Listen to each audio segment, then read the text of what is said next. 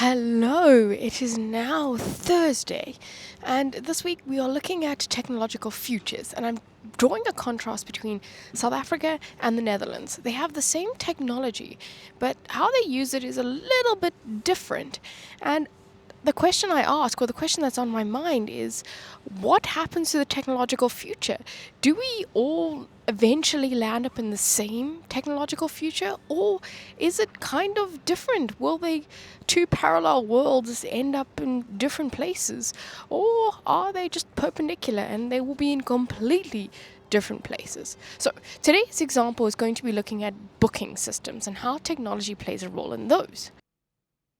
Here in the Netherlands, if you want to go to the doctor or a haircut, bike repairs, all of these things are booked on a technological system.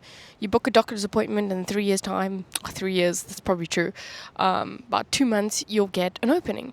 South Africa, it does have a booking system too, but it's a little bit different. You call up and you say, hey, when can I have a slot? And they say, this time. Now, that kind of seems the same, right? The Netherlands just uses the internet. South Africa, a phone call is easier. And it seems like in the Netherlands, the booking system online is that you get a slot and that's your slot. There's nothing you can do about it.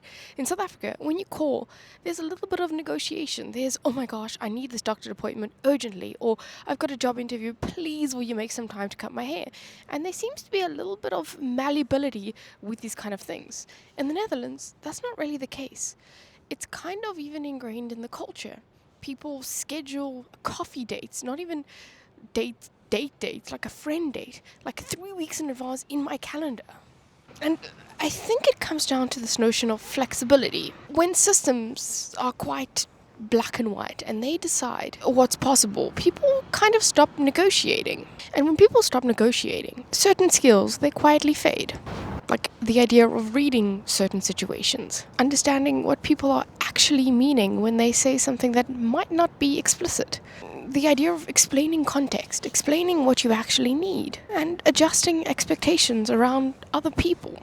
So, again, it's Thursday now, and I'm still left with the same question. Is this kind of what happens when technology matures? Like, if we look at our timeline here, is it Netherlands just as further on the timeline than South Africa? These behaviors are a reflection of the technology that exists and is being used. Or is it about choice?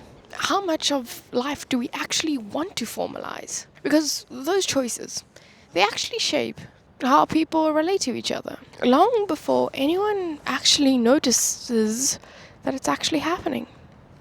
Anyway, thanks for bearing with me on these shorter ones. See you tomorrow.